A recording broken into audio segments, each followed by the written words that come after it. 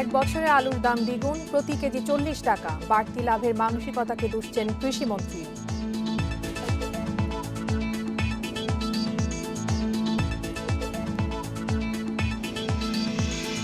বিনা জামানত অল্প সুদে ঋণ পাবে করোনায় ক্ষতিগ্রস্ত ক্ষুদ্র ব্যবসায়ীরা। আইএফআইসি ব্যাংকের উদ্যোগ।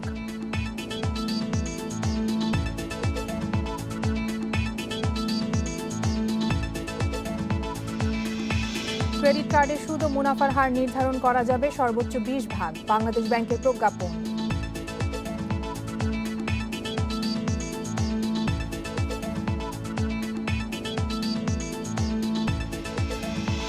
এবং করোনাকালের সংকট কাটিয়ে ঘুরে দাঁড়াচ্ছে আবাসন খাত, 2 মাসে বিক্রি বেড়েছে 25 ভাগ।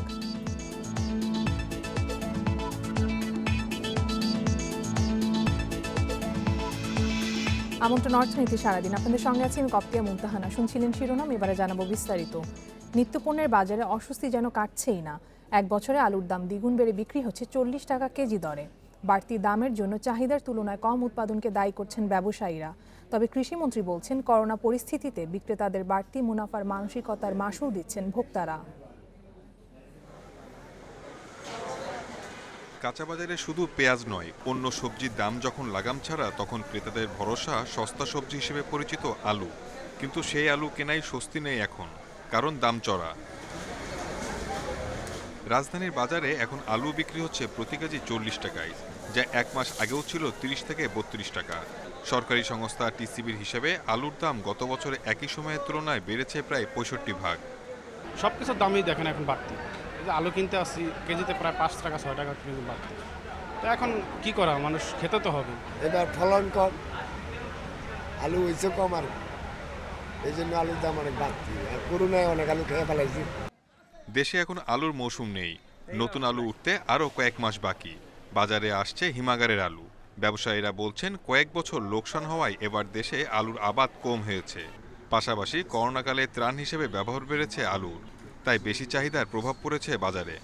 গত 3 বছর পর পর ব্যবসায়ীরা লস করছে, কৃষক লস করছে, ব্যবসায়ী লস করছে এবং কোল্ড স্টোরেজ মালিকরাও লস করছে। দামটা মোটা বৃদ্ধি না, দাম এটা যেটা আছে 35-40 টাকা মার্কেটে, এটা ঠিক আছে। তবে আপনারা মনিটরিং করেন, দেখবেন এর উপরে হবে না, এর উপরে হবে না। আলু যথেষ্ট আছে মার্কেটে, কোল্ড স্টোরেজে। কৃষকরা এখন আলু বিক্রি করতেছে কম। আলুর উৎপাদন কম হলেও 40 টাকা কেজি যৌক্তিক মনে করছেন না কৃষিমন্ত্রী। তাই কৃষি পণ্যের ন্যায্য দাম নিশ্চিত করতে কৃষি বিপণন সংস্থাকে কার্যকর করার কথাও জানান তিনি। অবশ্যই আলুর দাম কোনো ক্রমে 40-42 টাকা হওয়া উচিত না, এটা আরো অনেক কম হওয়া উচিত। আমরা চাই যে আলু বিক্রি করে চাষিরা দাম পাক ভালো, সেটা ঠিক আছে, কিন্তু তার সত্ত্বেও এটা যদি 25-30-এর মধ্যে থাকতো তাহলে রিজনেবল হতো। অতিরিক্ত লাভ তো করছেই, অস্বাভাবিক লাভ করছে এবং কিছুটা সাপ্লাই আছে, কম আছে আর কি। বাংলাদেশ কোল্ড স্টোরেজ অ্যাসোসিয়েশনের তথ্য মতে এবার দেশে আলুর উৎপাদন 65 লাখ টন। এর মধ্যে বীজ আলু সহ মোট সংরক্ষণ 40 lakh ton. Shahid Ahmed, independent news, Dhaka. আবারও উদাহরণ তৈরি করল আইএফআইসি ব্যাংক। করোনায় ক্ষতিগ্রস্ত ক্ষুদ্র ব্যবসায়ীদের বিনা জামানতে মাত্র 4% সুদে 50,000 টাকা পর্যন্ত ঋণ দেওয়ার উদ্যোগ নিয়েছে প্রতিষ্ঠানটি। প্রাথমিকভাবে জামালপুর ও শেরপুর জেলার 800 ব্যবসায়ী আছেন এই তালিকায়। পর্যায়ক্রমে 30 জেলার ক্ষতিগ্রস্ত ক্ষুদ্র ব্যবসায়ীরাও এই সুযোগ পাবেন। করোনায় দীর্ঘ লকডাউনে সবচেয়ে ক্ষতিগ্রস্ত হকার, মুদি দোকানদারদের মতো ক্ষুদ্র ব্যবসায়ীরা। দীর্ঘদিন ব্যবসা করতে না পেরে এদের অনেকেই পুঁজি ভেঙে সংসার চালিয়েছেন। এখনও ভুগছেন তীব্র অর্থ সংকটে। আবারও ব্যবসায় ফিরতে অনেকেই দাদন নিচ্ছেন। ক্ষতিগ্রস্ত ব্যবসায়ীদের সরকার ঘোষিত প্রণোদনা প্যাকেজের আওতায় পূর্ণ অর্থায়ন ঋণ দিচ্ছে আইএফআইসি ব্যাংক, আর এতে সহযোগিতা করছে দোকান মালিক সমিতি। দুপুরে রাজধানীতে এক অনুষ্ঠানে দুপক্ষের মধ্যে চুক্তি সই হয়। ব্যাংক কর্মকর্তারা জানান, প্রাথমিকভাবে জামালপুর ও শেরপুরের 800 ব্যবসায়ীকে প্রশিক্ষণ দিয়েছে দোকান মালিক সমিতি। তারা মাত্র 100 টাকায় অ্যাকাউন্ট খুলতে পারবেন আইএফআইসি ব্যাংকে। এরপর সক্ষমতা যাচাই করে ঋণ দেয়া হবে। লাগবে না কোনো জামানত। 9% সুদের 5%ই দেবে সরকার, আর বাকিটা পরিশোধ করবেন ঋণ গ্রহীতা। ক্ষুদ্র দোকানদার আছে, ফুটপাতে যারা আপনার ডাব বিক্রি করে, ফল বিক্রি করে, তারা আছে, যারা আপনার ফুটপাতে ওই যে দাঁড়িয়ে দাঁড়িয়ে অন্য অন্য মানে সবজি বিক্রি করে তারা আছে, অর্থাৎ যাদের পুঁজির পরিমাণ হচ্ছে 20 থেকে 50 হাজার টাকার মধ্যে, যাদের সারাদিনের রোজগারের পরিমাণটা হচ্ছে 3 থেকে 500 টাকার মধ্যে। 50 কোটি 100 কোটি টাকার যে প্রজেক্ট ফাইন্যান্স বড় বড় যে লোন আমরা দিয়ে থাকি, একইভাবে এই লোনগুলি বিবেচিত হবে না। এটার জন্য খুব সহজ পদ্ধতি নির্ধারণ করে দেওয়া আছে, যা বাংলাদেশ ব্যাংকের সার্কুলারে উল্লেখ করা আছে। আমরা সেই মোতাবেক এই লোনগুলি বিতরণের ব্যবস্থা করব। পর্যায়ক্রমে 30 জেলার ব্যবসায়ীদের এই কার্যক্রমের আওতায় আনতে চায় দোকান মালিক সমিতি।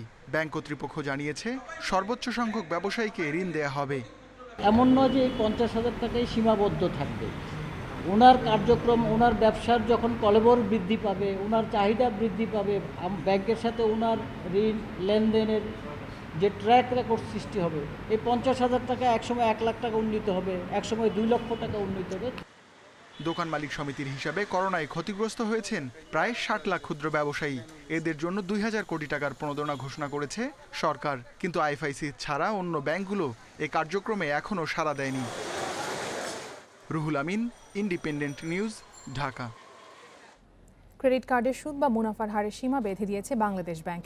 এ খাতে সর্বোচ্চ হার 20% বেশি নির্ধারণ করা যাবে না। বৃহস্পতিবার কেন্দ্রীয় ব্যাংক থেকে দেওয়া প্রজ্ঞাপনে নির্দেশ দেওয়া হয়। প্রজ্ঞাপনে বলা হয়, ক্রেডিট কার্ডের বিপরীতে বিভিন্ন ধরনের ঋণ ব্যাংক খাতের ঝুঁকি বাড়াচ্ছে। নতুন নির্দেশনা 1 অক্টোবর থেকে কার্যকর হবে। প্রজ্ঞাপন অনুযায়ী ক্রেডিট কার্ডের যে সীমা নির্ধারণ করে দেওয়া হয়েছে তার 50% নগদ টাকা উত্তোলন করতে পারবেন গ্রাহক। এছাড়া অন্য কোনো নামে উত্তোলন সুবিধা পাবে না। দেরিতে বিল পরিশোধের ক্ষেত্রে একবারই বিলম্ব ফি আদায় করা যাবে।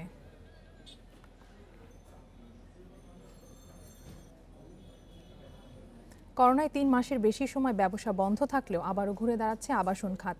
গেল 2 মাসে বিক্রি বেড়েছে 20 থেকে 25% পর্যন্ত, আর ব্যবসা বাড়াতে 25% পর্যন্ত ছাড় দিচ্ছে ব্যবসায়ীরা। সেই সঙ্গে নির্মাণ কাজ চালু হওয়ায় বেড়েছে শ্রমিকদের আয়ও। গৃহায়ণ কর্তৃপক্ষ বলছে, সরকারি প্রণোদনার পাশাপাশি নির্মাণ কাজ চালু হওয়ায় গতিশীল হচ্ছে এই খাত। করোনা পরিস্থিতির ক্ষতি মোকাবেলায় আবারও শুরু হয়েছে আবাসন খাতের নির্মাণ কাজ, ফলে বেড়েছে শ্রমিকদের কর্মব্যস্ততা। পুরোদমে না হলেও কাজ শুরু হওয়ায় বেড়েছে আয়ের সুযোগ। এতে পরিবার নিয়ে কোনো রকমে চলার সুযোগ মিলেছে বলেও জানান তারা। হালকা বাড়ছে, আগে যেমন হয়তো তেমন হয় না। তো দেখা গেছে আগে মাসের মধ্যে 25 দিন হইতো, এখন মাসের মধ্যে 20 দিন 15 দিন এমন হয়। আছি আমরা মোটামুটি ভালোই আছি, আল্লাহর রহমতে আল্লাহ ভালো রাখছে। আবাসন খাতের সংগঠন ডিহাব বলছে, করোনার মধ্যে শূন্যের কোঠায় নেমে এসেছিল আবাসন ব্যবসা। তবে বর্তমানে আবারও শুরু হয়েছে ফ্ল্যাট বিক্রি। বিভিন্ন জায়গায় বিক্রি শুরু হয়েছে, হ্যাঁ কিছু কিছু ছাড় দিতে হচ্ছে এবং এটা বিক্রিটা শুরু হয়েছে, যেটা আমরা সন্দিহান ছিলাম। আর একটা জিনিস তো বলতেই হয় যে প্রণোদনা প্যাকেজে যেটা এসছে মাননীয় প্রধানমন্ত্রী থেকে শুরু করে উনি বিভিন্ন সেক্টরে দিয়েছেন, আমাদের সেক্টরেও কিন্তু দিয়েছে। গৃহায়ণ কর্তৃপক্ষ বলছে, আবাসন খাতের ব্যবসায়ী গতি ফেরাতে প্রণোদনার পাশাপাশি সব ধরনের সহায়তা দেওয়া হচ্ছে। প্রণোদনা দেওয়াতে সবচেয়ে যেটা সুবিধা হয়েছে যে এখন মানুষের ভিতরে একটা আস্থা ফিরে আসছে এবং আরো পূর্বের ন্যায় এটা করতে পারবে। সরকারের পক্ষ থেকে সকল সহযোগিতা তাদেরকে দেওয়া হচ্ছে এবং আমরা দিব। তবে আবাসন খাতের মন্দা কাটাতে আমলাতান্ত্রিক জটিলতা দূর করার দাবি জানিয়েছেন ব্যবসায়ীরা। Sohel Rana, independent news, Dhaka. 6 দিনের ব্যবধানে দেশের বাজারে কমল স্বর্ণের দাম। ভরিতে 2449 টাকা কমিয়েছে বাংলাদেশ জুয়েলার্স সমিতি বাজুস। ফলে 22 ক্যারেট স্বর্ণের নতুন দাম 74,008 টাকা। আজ থেকে কার্যকর হয়েছে নতুন দর। বিজ্ঞপ্তিতে বলা হয়, আন্তর্জাতিক বাজারে দর কমা এবং ক্রেতাদের কথা বিবেচনা করে দাম কমানোর সিদ্ধান্ত নেওয়া হয়েছে। এখন 21 ক্যারেট স্বর্ণের ভরি 70,859 টাকা, 18 ক্যারেট 62,111 টাকা এবং সনাতন পদ্ধতির প্রতি ভরি স্বর্ণের দাম 51,788 টাকা নির্ধারণ করা হয়েছে। তবে রূপার দাম আছে অপরিবর্তিত। এর আগে গত 18 সেপ্টেম্বর প্রতি ভরিতে 2,449 টাকা দাম বাড়িয়েছিল বাজুস। বিরতির পর আবার আমন্ত্রণ অর্থনীতি সারাদিনে। চলে যাচ্ছি পরের খবরে। বিমা খাতের 26 প্রতিষ্ঠানকে শেয়ার বাজারে আনতে আইনি বাধ্যবাধকতা শিথিল করার সিদ্ধান্ত নিয়েছে পুঁজিবাজারের নিয়ন্ত্রক সংস্থা Bangladesh securities and exchange commission BSEC. বুধবার বিএসইসির কমিশন সভায় সিদ্ধান্ত হয়। শেয়ার বাজারে প্রাতিষ্ঠানিক বিনিয়োগকারীদের অংশগ্রহণ বাড়াতেই মূলত পদক্ষেপ নিয়েছে বিএসইসি। সিকিউরিটিজ আইন অনুযায়ী ফিক্সড প্রাইস পদ্ধতিতে শেয়ার বাজার থেকে ন্যূনতম 30 কোটি টাকার পুঁজি উত্তোলনের বাধ্যবাধকতা রয়েছে।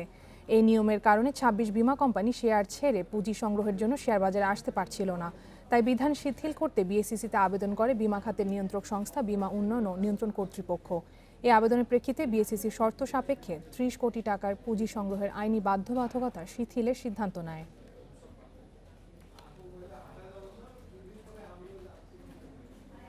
এবারে শেয়ার বাজারের খবর।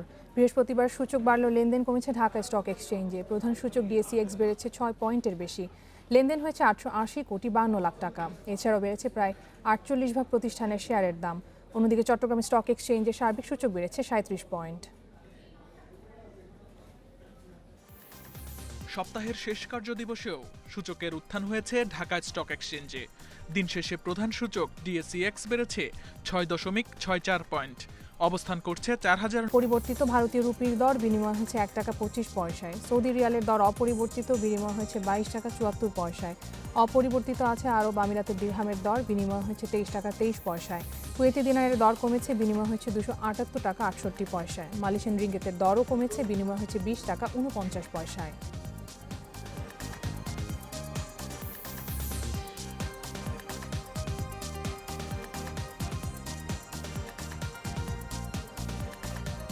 এই ছিল আজকের অর্থনীতি সারাদিনে। ইন্ডিপেন্ডেন্ট টেলিভিশনের সব খবর আরও জানতে চোখ রাখুন ফেসবুক, ইউটিউব এবং টুইটারে। আমন্ত্রণ আমাদের পরের আয়োজনে।